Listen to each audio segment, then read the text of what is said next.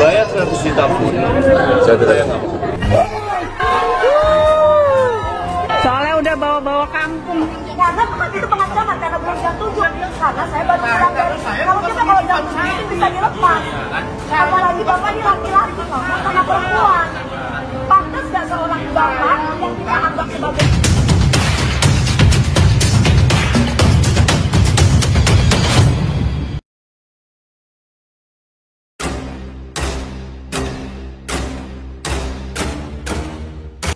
Mediasi antara selebritas Dewi Persik dengan Ketua RT terkait penolakan terhadap sapi kurbannya berujung buntu dan diwarnai aksi marah-marah. Terungkap pula sapi itu sempat dititipkan kepada kelompok relawan sahabat Ganjar. Sebelumnya, Dewi sempat mengunggah keluhan soal penolakan sapi kurbannya oleh Ketua RT setempat di Instagram. Sapi itu diakui dititipkan lewat relawan Ganjar. Kasus ini pun membuat polisi turun tangan.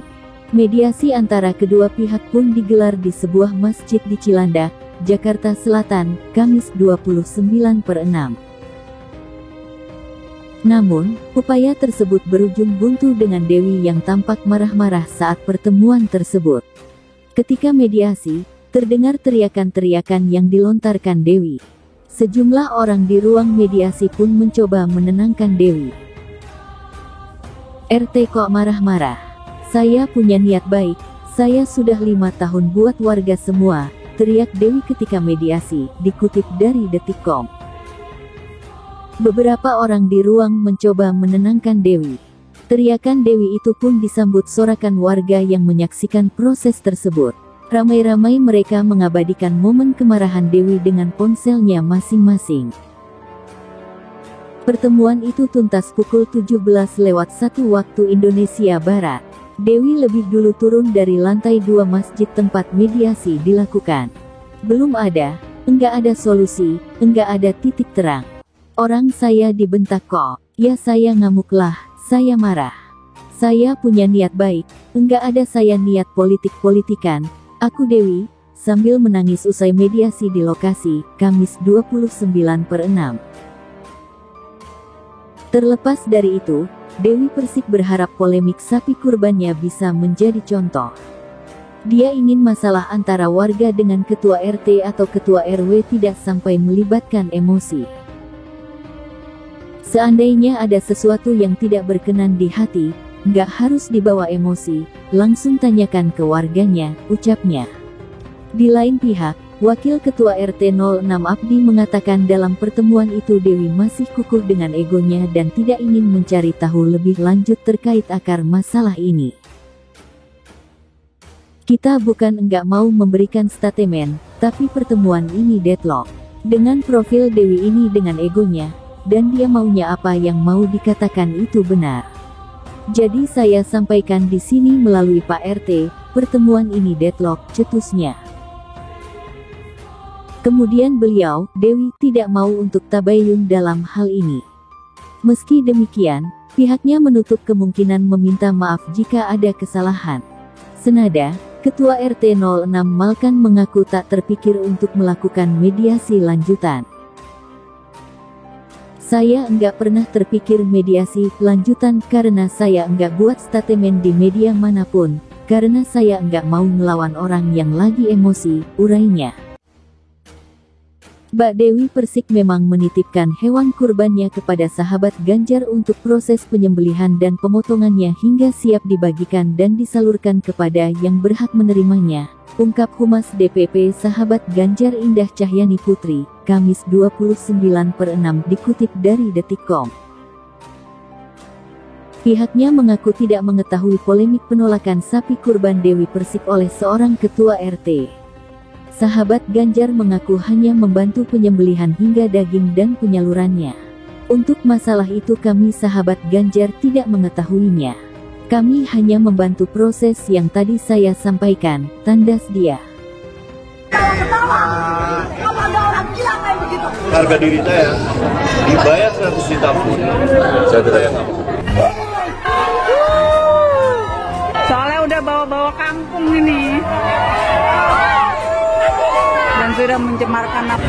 Enggak Pak, ini perlakuan benar. Bener nggak ada RT seperti itu? Tapi kembali. Dilepas sapi saya, bener nggak? Kembali saya Jangan ngomong kembali, bener nggak? Loh, karena itu pengancaman karena belum jam 7. Karena saya baru pulang dari. Kalau kita kalau jam 7 itu bisa dilepas. Apalagi bapak ini laki-laki, ngomong sama perempuan. Pantas nggak seorang bapak yang kita anggap sebagai RT, bapak marah-marah. Masjid ini bukan tempat berak sapi, saudara. Loh, Pak, masjid punya umum. Masjid punya umum, bukan punya bapak.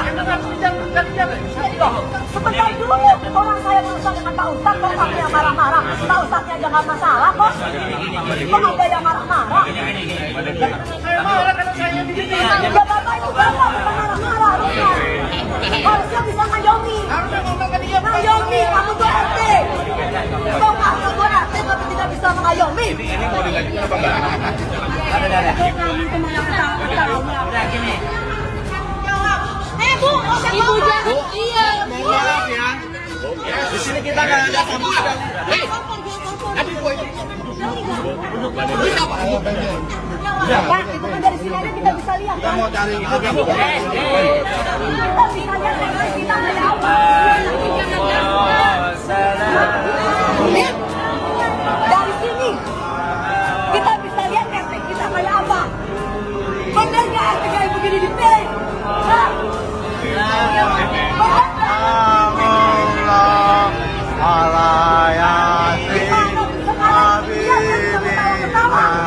Apa ada orang gila kayak begitu?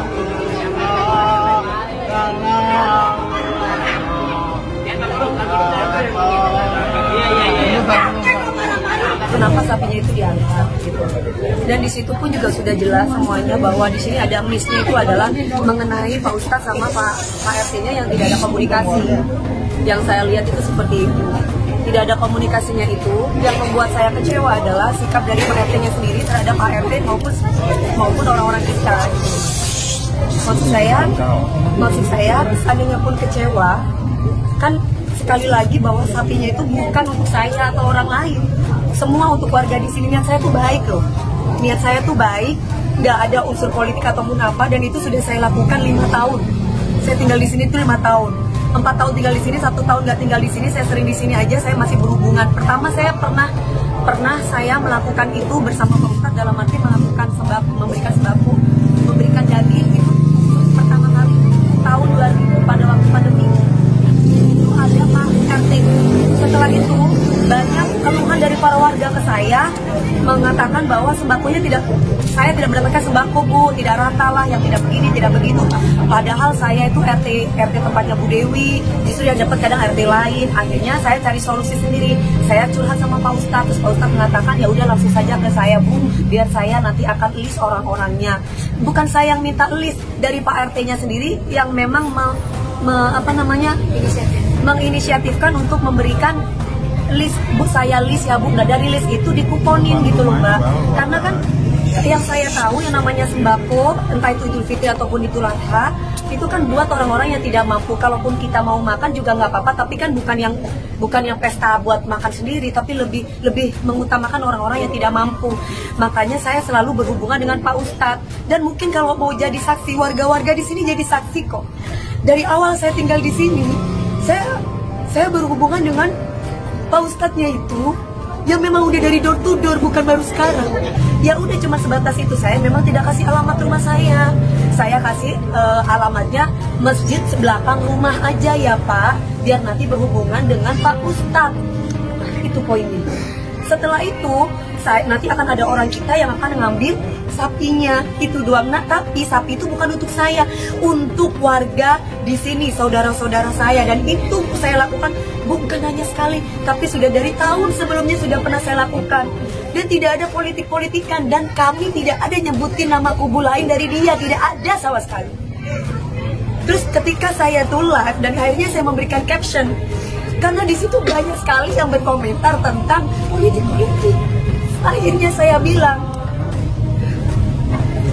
bertetangga tadi captionnya malah IG-nya biar saya nggak salah ya, captionnya Ibu. Kan itu akhirnya di playingin victimi, kenapa nyolek Panis? Terus saya kan memang benar bertetangga. Nah saya tulis di sini seperti ini.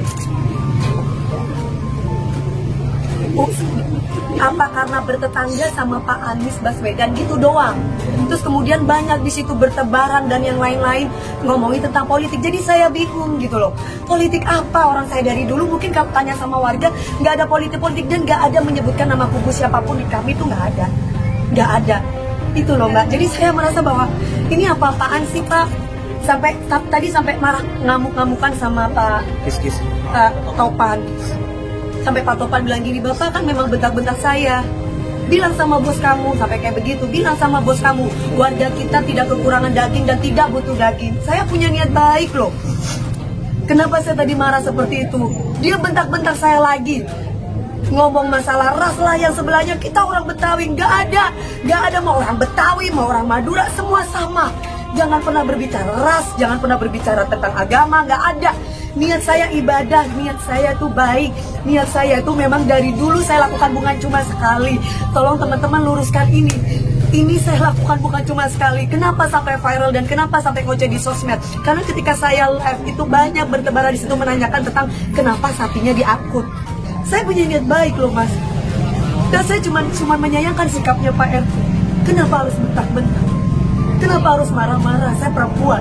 Habis marah-marah dan bentak-bentak dia ketawa-ketawa. Mungkin ada saat beberapa wartawan yang jadi saksi di situ yang memvideokan kami. Nanti ya. Gak ada solusi, gak ada temu titik terang. Orang saya dibentak kok, semuanya dibentak di sini. Ya saya ngamuk lah, saya marah. Saya punya niat baik. Gak ada saya politik-politikan.